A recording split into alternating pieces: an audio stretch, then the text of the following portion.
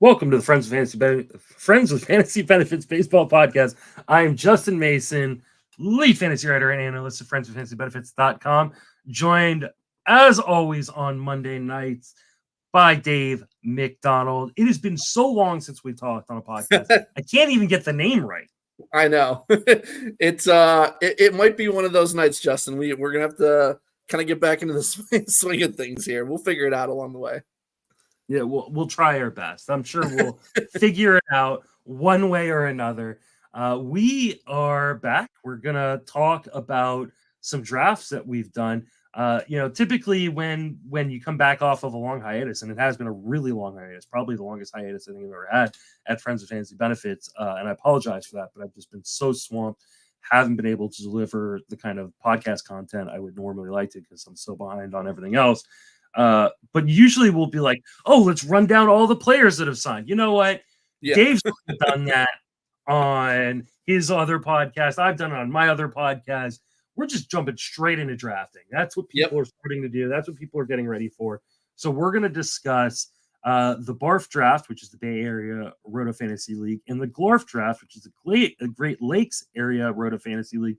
And these are both leagues in the Earth Leagues. And both leagues that I was part of BARF, you were part of GLARF, and we're hoping that our respective leagues are going to beat the other ones and that we're going to beat every individual person in our league. So we're going to start off with BARF. I'm going to let you take control. But before we do that, remind everybody you can reach me on Twitter at Justin Mason FWFB. Reach Dave on Twitter at RunDMCD.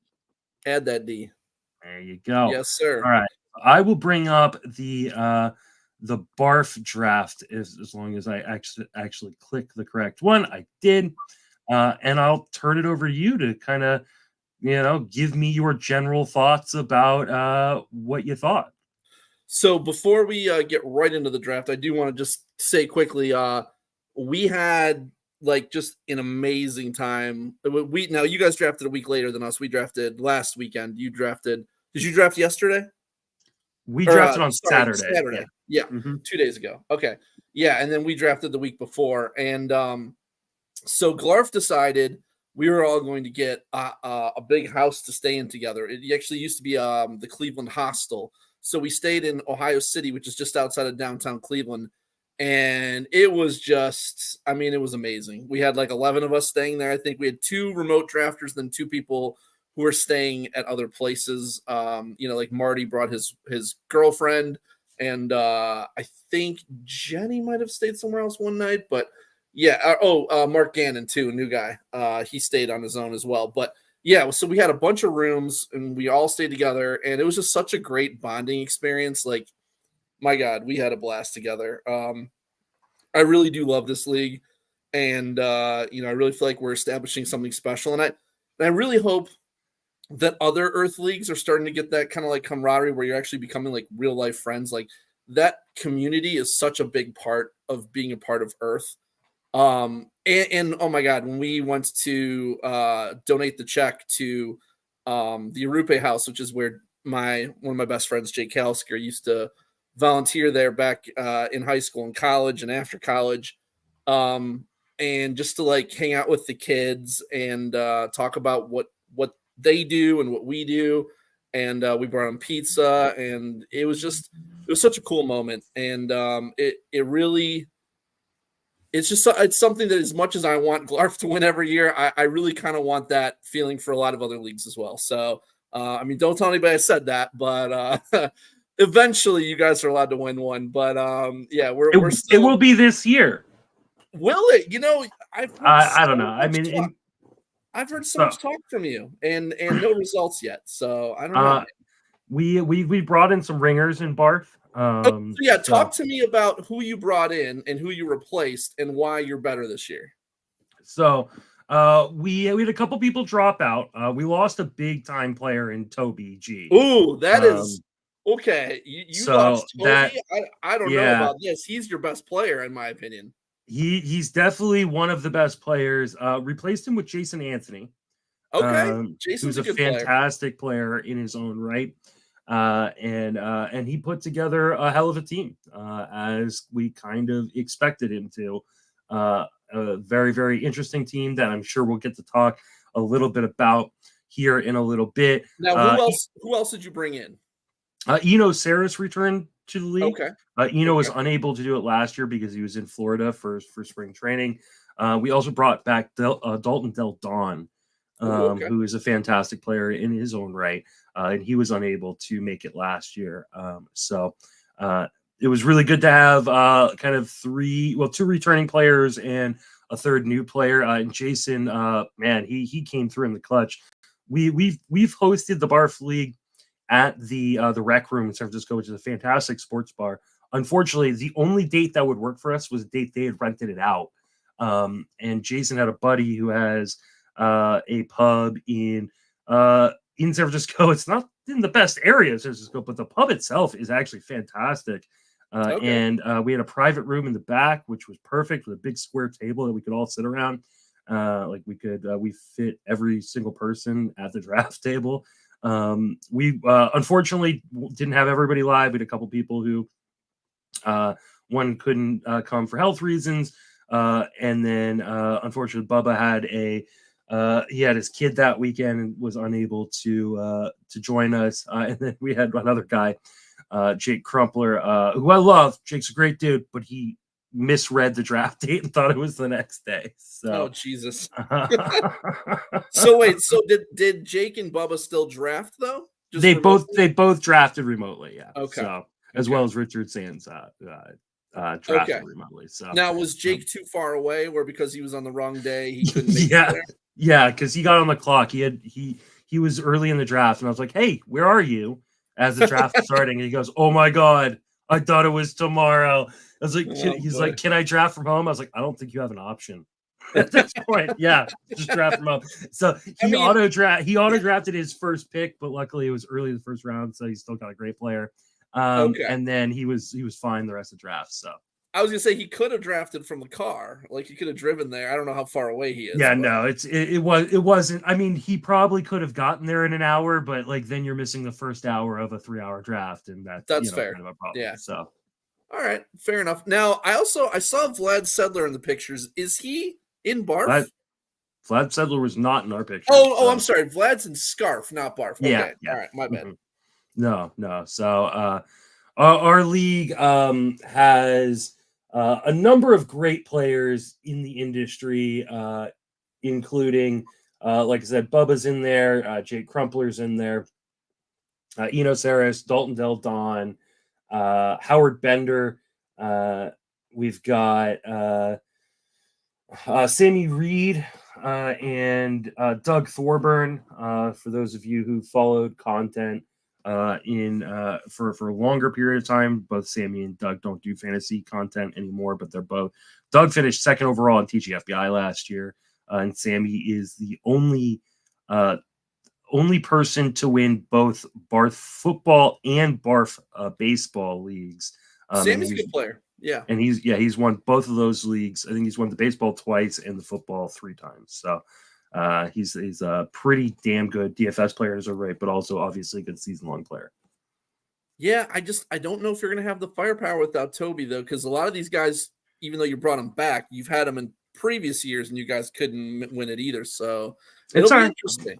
I made a very impassioned speech and plea at the beginning to remind them that even if your team isn't very good, you need to work hard so that way we can make sure Dave doesn't win. And everybody rallied around the idea of Dave not winning. If we're being honest, beating me is definitely motivational for many people. It is for me. That's all I care about. I don't really care about winning the league, or you should care more about your league winning. That's the thing. I care about beating you. That's all I care about. All right. All right. Well, we'll see. I'm off to a bad start already, so we'll get into that later. But we'll get into BARF here. So we'll start with Team 1. I don't know who these people are, so I'm going to talk about it first, and then you can tell me after we discuss it a little bit. But any team that starts with Acuna is obviously getting off to a ridiculous start. I hate drafting on the ends, but I will absolutely make an exception when I can get Acuna at number 1. So, I feel the same way. Yeah. yeah, he got two solid closers in Iglesias and Sewell. My issue, and I by the way, I love the Manoah pick in the 23rd and Polanco in the 17th, a solid pick. There's a lot of risk here with the starting pitching. I mean, Glasnow, There's a lot of risk here, just generally speaking. True. But I'm specifically looking at the starting pitching and seeing Glasnow, Sale, Hunter Brown, who, I mean, I like Hunter Brown, but he's kind of a question mark. Brandon Pfaadt is a question mark. Lodolo, I don't even know. Is he in the rotation? Is he 100% healthy right now? Edward Cabrera is a question mark. Paddock. There's so many question marks here. And then, yeah, on the hitting side too, like then he's leaning so heavily on Acuna for steals. Like Wyatt Langford, I don't know what his playing time is going to be. I know that the talent is there, but I don't like that pick, especially considering everything else. And I'm like looking at the rest of the team, and I'm like, where is he getting steals here? And then obviously Royce Lewis in the 4th is a big injury risk as well. There's just too much risk here for me.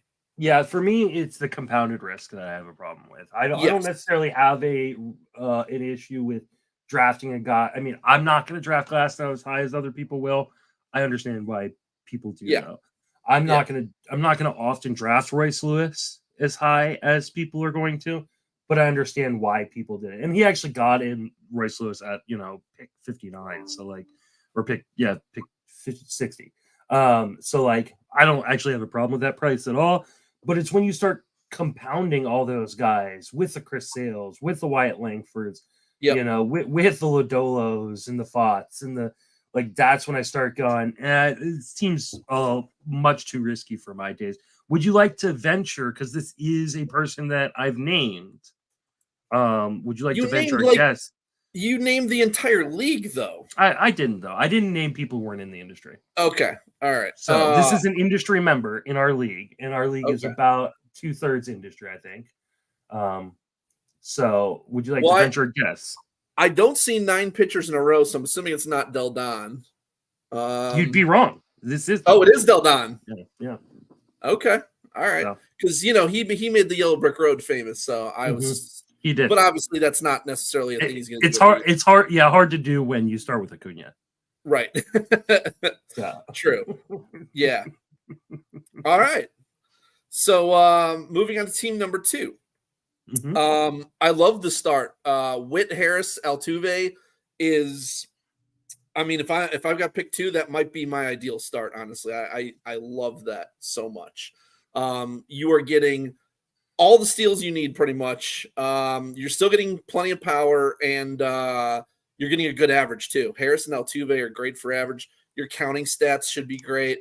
You might be a little light on like RBI with that, but I mean, he also went Trout in the 4th, who, granted, I'm not going to do that, but if he's healthy for any semblance of period of time, he's going to give you plenty of RBI. So I love the start there. The pitching was a little riskier for me. Musgrove coming off a season-ending shoulder injury. Bobby Miller, man, he throws so hard. Guys who throw 98 plus are such big injury risks. And not only that, but they're probably going to be in a 6-man rotation at some point. I don't have any fear of Miller. For me, I think this team is just missing an ace. I would feel much better about this team if instead of taking Trout, Michael Harris or Trout, they had just grabbed another ace somewhere. Like, this team would feel so much better that instead of like Harris in the 2nd, they had gone George Kirby or gone Pablo Lopez. That to me is like the big miss. And I love it. A strong offensive start, like that's great because especially with how deep pitching is. But I just feel like they're one ace short of this team being really, really good. So I don't think they needed that ace, like what you're saying. I think if you don't go that route, you need to collect like 3 or 4 very strong pitchers, though. And I think, going Miller Musgrove and then not taking another starter until round 13 with Merrill Kelly, that's where I think it kind of went off the rails for me. I do really like the Berger Hayes combo. Those are both guys I like, but they took them a little early. Camposano before Mitch Garver, I question that pick. I love the Taylor Ward, Cutter Crawford, and especially Kikuchi in the 17th. I think that's a great value. There's some good late picks too with McNeil, Varland, and David Robertson, who could straight up be the closer, getting him in the 23rd. So there's a lot to like about this team. I just think that the starting pitching could be problematic. Yeah, I could see that. I mean, I'm not as worried about Bobby Miller as you are, but Musgrove's coming off of an injury, and Kikuchi's not always super reliable. I'm not a Louis Varland believer like other people, so I think especially the middle and back end of the rotation, I worry a little bit about. All right, do you want to? This is another industry person. Do you want to guess? Ooh, if you were paying attention, you should be able to get this one. Really? I might not have been paying attention. Is it Bubba? It is not. Okay. If I was paying attention, what was I not paying attention to? I don't know. Go ahead. I said one person had an early pick and got auto drafted, but it didn't matter because it was. Oh, that was Jake Crumpler? Yes, that's Jake Crumpler, a member of Pitcher List, which is why he probably just decided not to take pitching early because. Okay. Well, I mean, I was like, Bobby Witt is exactly who I would take it to, so I would never assume that. But he got auto drafted. With that's pretty easy auto draft right there. Yeah. So yeah. All right, team 3, another team that starts off offense. And there were a number. Let's see, there was 1, 2, 3, 4, 5, 6 teams out of 15 that started off offense in the first 3 rounds. Yeah, I mean, I personally would have preferred to go like Alonso or Harris over Semien. I'm not going to argue, though, Semien's a solid player. Seager, I'm not going to be the guy who takes him. Too much risk there for me, but I get it. And in the 3rd round, I don't hate it as much. I don't think I can take him in the 3rd, though. I do like the balance through the first 7 picks, though. It's a very balanced team. I love Logan Gilbert. He's not my ideal ace, and I don't love that he didn't take his SP2 until round 10. And then the guy he took is Hunter Green, who, again, with how hard he throws and he is adding pitches this offseason. So we'll see, but I'm not a Hunter Green believer. Darvish can't stay healthy. I do like Imanaga. Leclerc, not a big fan. I don't think he even starts with the job personally. But Buxton and Turner and Colt Keith, I love those picks later on. I mean, granted, he took 2 utility only guys, but when Buxton eventually gets 20 games in the outfield, which might be like July is the thing, but when that happens, it could be a pretty good team. And I like the Tanner Houck pick in the 25th as well. Who's his second utility only guy? Isn't Justin Turner util only? He's got a util only. I believe he's got first base eligibility. Oh, okay. Well, he's got a util only sticker for whatever reason. I could be wrong. I'll double check real quick, but I'm pretty sure that he has got first base eligibility this year. I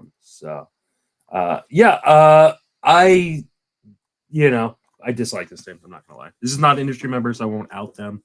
You're not going to say who it is? I'm not gonna say who it is just because they're not in the industry. So okay. I mean, it's not a bad. Honestly, it's nowhere close to my least favorite team. So I really hope my team is your least favorite team. Then this is one of my least favorite teams. I don't think you can survive with Hunter Green as your number 2. Yu Darvish is your number 3. There's just so much risk in the pitching. I think he's going to be searching for pitching constantly. There are definitely picks that I love. Like, I love Paul Goldschmidt in the 7th round. I love Arenado in the 9th round. Like, I think to get like stalwart guys like that who play on good offenses, that like at that point or those points were like really, really great picks. He definitely did snipe me a couple of times in this draft. This guy was sitting right next to me. But I guess I know what team you are then. No, he was sitting next to me. Okay. we were having a lightning storm, so hopefully I don't lose power here. Okay. Just a heads up. So if By we the way, lose power, you are correct. Justin Turner, first base eligibility. yeah, okay, that's Okay. what I thought. All right. Well, then I like it even more. Then I mean, because I thought it was two util players, and Buxton I think might take longer to gain. Well, I guess he only needs 10 in season, right? It's not 20; it's 10. Yeah, it's 10 in season. Yeah.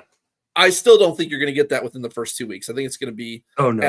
at least 3, maybe 4, 5, 6. Who knows? Yeah, it may be quite a while. Like I think they showed last year that they're going to try to protect him to the best of their ability, and they have Willie Castro, who they put out there quite a bit. So I think that there's a pretty good chance that we don't see Buxton gaining the eligibility until May. I think that's fair, at least. Yeah. All right. Team 4. I think this is an interesting build, starting with Fernando Tatis and Elly De La Cruz. I'm not concerned about Elly De La Cruz like other people are in terms of I don't think he's getting sent down. I don't think his average is going to be so bad that it's going to be a huge hindrance. I do question whether he's going to be worth the second round pick. I'm probably not going to be that guy to take him there.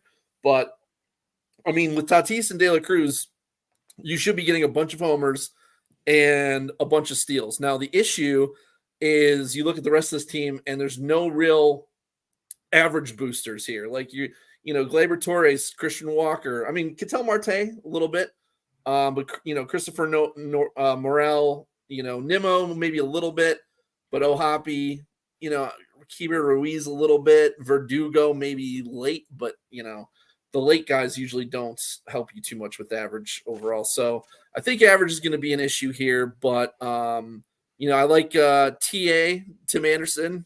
Mm-hmm. I like that late, and there's a lot of solid picks here. It's kind of boring, which I kind of like Kirby, Grayson. I love those. Even Interesting. Verlander, That's interesting. You think it's boring? I don't think it's that boring at all. I honestly don't love the risk profile on it. The from picks 3 through 9 are kind of boring. I mean, after that, no. I mean, I don't know. I don't think that Grayson Rodriguez is boring. I don't think Cease is boring. I mean, Torres and Walker are. To me, it was I don't like the Elly De La Cruz pick in the second round. I just think it's too early. I think there's so much risk. The team themselves have already said there's a chance he could start the year in the minors. Like that to me, yes, is it a high likelihood? No, I think he's going to be one of those guys that could crush in spring and just not give them an opportunity to send him down. But I do think that there is risk in Elly De La Cruz that is not factored in to his high ADP. I don't think there is, because they recently said the 2 things that they have already penciled in are Elly De La Cruz and Matt McLain. Those guys, they're safe pretty much, is what, unless you have a different understanding of what they meant by that. But that's, to me, saying those 2 guys are playing every day in the majors. I'm less convinced by that than clearly you are. I love the George Kirby pick. I think George Kirby is a very safe ace. Me too. I'm all for that. If he had been available in the third round for me, I definitely would have considered it. So this is not my team, obviously. I was actually very upset about the Grayson Rodriguez pick in the 5th because I had him penciled in as a guy that I would have liked to take right there as well. I don't love the Cease pick at all. I know you're getting him a lot later than you got him last year, but I don't know what he showed other than he can get a bunch of strikeouts that make. Well, I will say he paired him well, though. If you're going to put Cease on a team, put him on a team with guys with George Kirby. Kirby has, because Kirby, I think he has the ability to get more Ks this year because he's going to throw a splitter, I think, more, which is a new pitch that he brought out in late June. So he didn't throw it a ton. So I think he's going to have more strikeouts. But right now, that's really his only downside. Everything else is elite for Kirby. So I think the combinations of Cease, Verlander, and Boz, Verlander dealing with a shoulder issue right now. Now, obviously, we didn't know about Boz's timetable when this draft was going on. I don't think Boz gets drafted if that's the case. But yeah, I think there's going to be a lot of streaming on this team. Okay, But that's fair. so this is an industry member. Do you have an idea of where or who this was? I honestly, I can't remember. Okay, so who do I have left? I got Bubba. Are you considering Jason Anthony a member? He's not an industry member, but he's someone you can guess his team because There's I did. Eno. I honestly, like, I'll be honest with you. I don't really know how any of these people pick. I don't pay attention to. I don't even know which one of these teams is yours. So I feel like I shouldn't even guess because I really don't have a clue. Eno is the team in THP NOB. He called it immediately that this was Eno's team. And Okay. Eno and I had some nice little arguments about different aspects of his team. Okay. But yeah, I don't think Eno did a poor job necessarily. Not the team I would have constructed. Fair enough. But I thought it was. I thought, we'll save what I thought about the first pick because I don't want to give away where I'm at. So, all right. Next one, another one of these teams that goes offense. Mookie Betts, Rafael Devers, Luis Robert, and then followed up with Freddie Peralta and Kodai Senga as his first two starting pitchers. Tanner Scott in the sixth. What are your thoughts on Team 5? Okay, so it's kind of similar to Govier's team in Glarf in that he really, like, the first seven rounds. There's a bunch of picks I like, but they kind of ignored steals, and then they tried to get them all with one guy, and that one guy is Esteury Ruiz, which I hate. Esteury Ruiz is not a good hitter. He sat a shit ton last year. I mean, like, I don't know if people realize how much he sat last year. It was a lot. So I don't like trying to make it all up with one guy. I think you like. I mean, why take Luis Robert when a Rosarena is on the board? You could at least get some steals there. I don't know. I just like Betts and Devers. I like those two. They don't necessarily pair as well because you're not getting the steals. Like, you could have gone Betts Harris, maybe would have been a better pairing. And then a Rosarena, and I think you're golden at that point. But I do like Betts, Devers, and Robert. I think you're hitting on those three picks. Freddie Peralta, Kodai Senga, Tanner Scott, I love as a closer for where he goes. Will Smith. I don't see a big difference between Will Smith and Adley Rutschman other than Adley's going to have more plate appearances, but like Will Smith put up basically the same numbers as Adley last year with like 100 or 100 and some less plate appearances. So I don't know. I just don't understand Adley in the third and Will Smith in the seventh. So I like a lot of. What was that? I do, but I mean, okay. Adley, Adley's going to lead off. He's going to get a ton more plate appearances. Especially with Ohtani in town. Like, Will Smith is not DHing very much anymore, and Adley's shown like he's got some real upside. Where I think Will Smith is just kind of leveled out. He's fine. There's nothing wrong with him in the eighth round, but there is a distinct difference between the two, in my opinion. Okay. I mean, I'm not saying I wouldn't take Adley over him. I don't think it's big enough. I don't think it makes up for 4 rounds for sure. But okay, that's fair. We can disagree there. I mean, I'm not taking Adley in the third, in large part because the catcher pool is so deep this year that, I'm going to avoid that. I love the Jarren Duran pick in the 11th. I think he's a guy who can. I think he can steal 40 to 50 bases this year. Honestly, I think he's going to hit leadoff all year. I think he's legit. He's a guy who, when we get to Glarf, I'll talk more about him, but love that, especially for this team. The triple closer was interesting. He went Tanner Scott, Craig Kimbrell, and Jose Alvarado. I think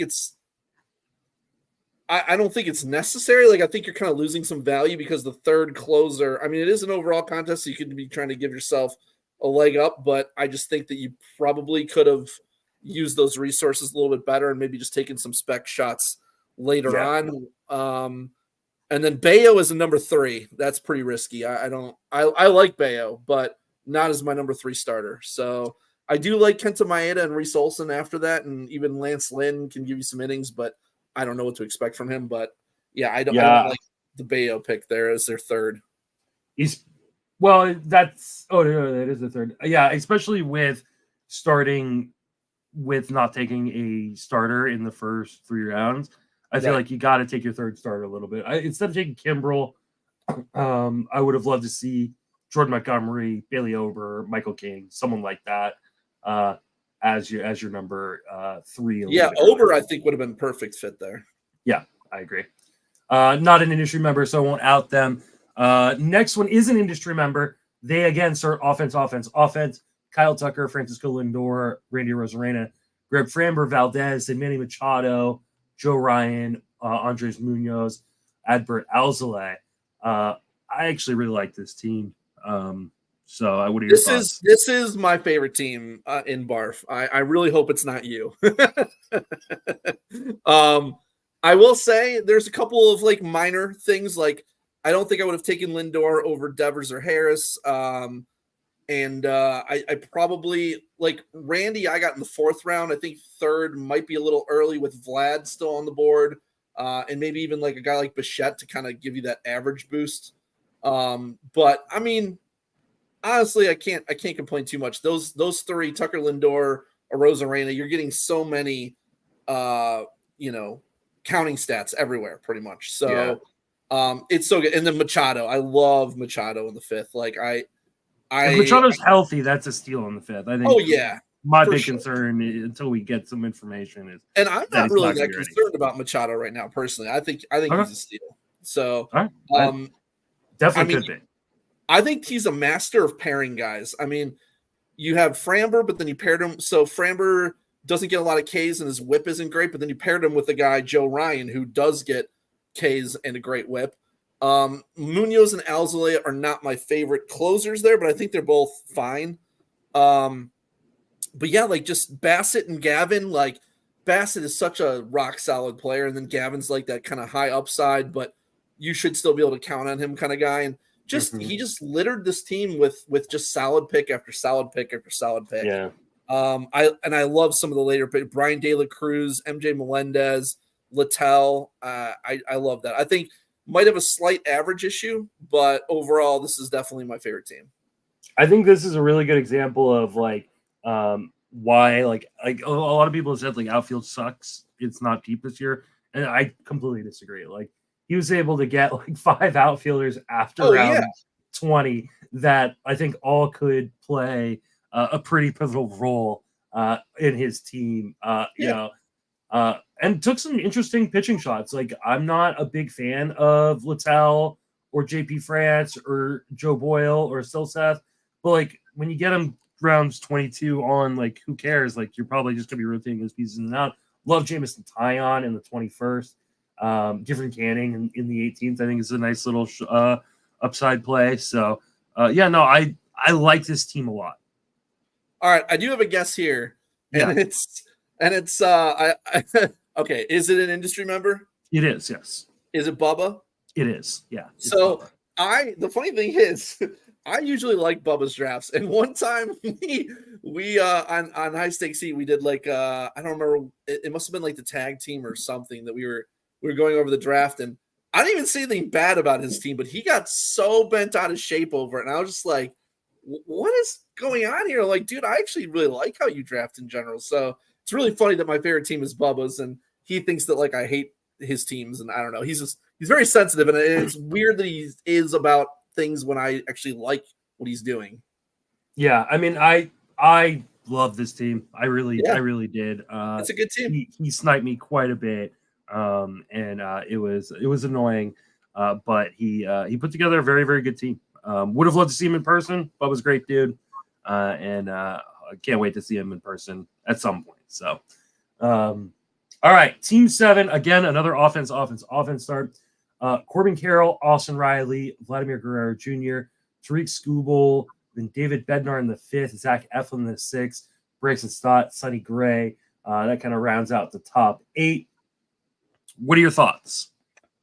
This is kind of a team where I don't have a ton of thoughts. I think I've kind of made myself clear that I am not a fan of Corbin Carroll in the first round. I didn't know this. Why? Oh, way too much risk with the shoulder. I'm not. I mean, it's the same thing that Tatis had, and he missed time four separate times with the subluxation of his shoulder, where it can pop out at any point, and at any point he could have been done for the year. And I I don't want that with my first round pick. He's very talented. This is a surgically repaired shoulder too. It's the same one. And I can't trust the health. He's just I'm not taking him at all in the first round. I mean, Strider and Freeman are easy choices for me over him at this point. But let's say he stays healthy, then I like this. Like pairing him with Riley in the second and then Vlad in the third. I love that. I do have the fear that he's not going to get the steals that he needs, though. But he does have Volpe a little later, so that'll help a bit with steals. But yeah, that's my biggest concern. He took Friedel kind of high. I do like the late pick of Massey in the 24th. Mm-hmm. And I'm a big Massey fan this year. Yeah, and Jose Abreu in the 20th. I can't argue with that there either. So, yeah, I think it's a solid team. It's just Eflin has some injury risk. Skubal, I think, is just overrated because he dominated a bunch of weak offenses at the end of the year, and I can't rely on his innings either. Like, I'd rather take a guy like Freddie Peralta. Now, granted, he's somewhat of a risk there as well, but yeah, just some minor things. I think it's a solid team overall. Just the Carroll thing ruins it for me.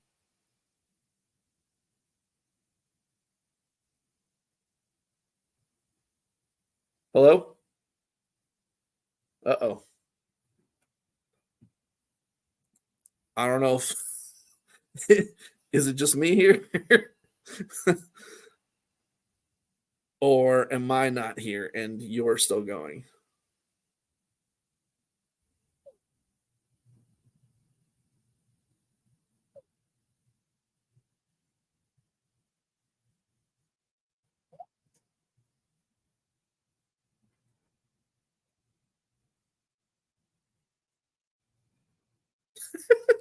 All right. So I don't know if it's just me or can you guys still hear us? Can I see? Let's see. You hear me? Okay, great. It's me on my own. All right. So Gialdi's with me. Okay. So I'm going to go on to team 8 because Justin will just have to catch up with us here. So team 8, very starting pitching heavy. We got Spencer Strider and Luis Castillo at the top. I mean, in terms of if you're going to start with back-to-back pitchers, Castillo is really the last like rock solid guy with a high K rate. I mean, I love Kirby, but Castillo, you know more what you're getting. I don't know how I feel about Bichette as your first hitter. I do like him for a bounce back. I love the average there. But I think I want more stats out of my third round pick in terms of like if I don't know what else he could have done though, unfortunately, with that. Duran as your closer, I like that. It's just I think he's going to be playing catch up with steals.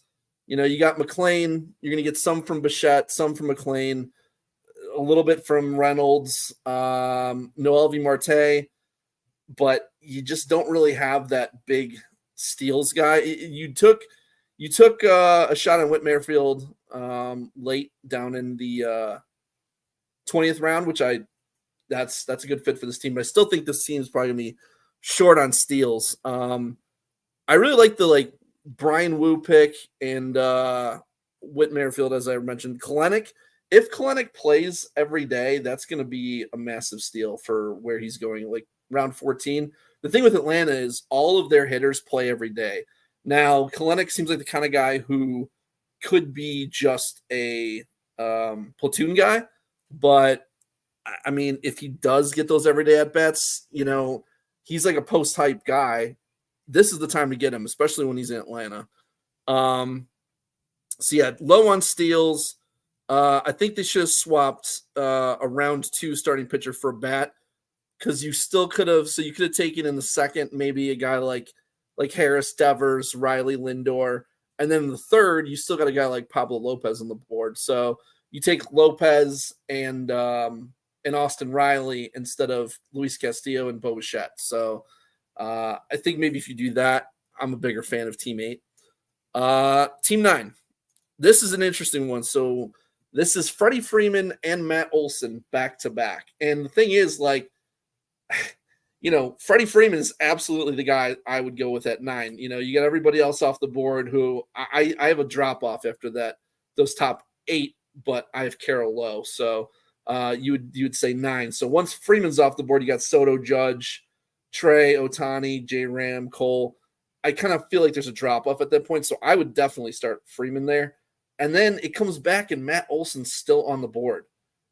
And it's like, yeah, you can take Austin Riley or Rafael Devers, but man, Matt Olson's just kind of, he's a little bit above those guys. I mean, there's more power there. He's now hitting for more average. I mean, he could regress a little bit there, but the counting stats are monstrous too. Granted, Riley's on the same team as him, so he's going to get similar, but Olson's still a step above. So that'd be tough to pass on. There's so many good first basemen later, but man, Freeman and Olson just, it's a weird way to start. And I know in GLARF, when we get to that, there was a guy drafting by me who was almost in the same boat. He picked Freeman right before me, and then I picked Olson in the second round, and he almost had that same choice where Olson would have been the best player on the board, and he would have gone Freeman Olson as well. Yeah, I think you just got to go with it. And as much value as there is later at first base, I mean, you're starting with Freeman and Olson, so many counting stats. You've got a great average. You know, you've got some steals from Freeman, but obviously that's where you need to focus on. You know, it's a little high for Josh Lowe for me in the 5th round there. Josh Lowe, I like him, but he doesn't play every day. He plays against some lefties, but it's just at a point where I'm just not ready to take him yet. The big issue here is all the rookies. You know, you got Churio, you got Holiday, you got Skeens, and you got Tiedemann. Granted, you know, Tiedemann was like, you know, around 26 picks, so that's whatever. And that could end up being a great pick too, because if he starts in that rotation, he's going way up. Skeens, I don't think he's coming up for a long time. This is Pittsburgh we're talking about. Yeah, he could be rookie of the year. Maybe they bring him up earlier, but I highly doubt it. And we've got Justin back. Hey, I apologize. Uh-oh. We lost him again.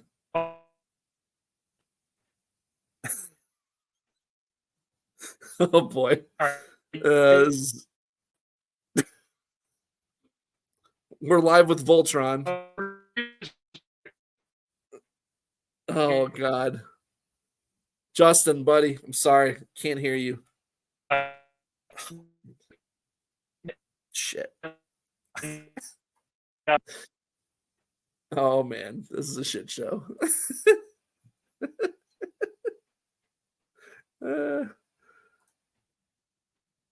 Robot Justin, indeed. Yeah, rolling blackout. Sorry, guys. Man. All right. I'm going to continue and just hope Justin can figure this out eventually. But yeah, he did warn me that there was a storm locally where he is. So he thought he might have some connectivity issues. And sure enough, he is, as he's trying to come back in the pitch dark from what I'm assuming is his phone. But yeah, back to Team 9. There's just, we talked about compounded risk earlier. There's so much compounded risk with rookies alone.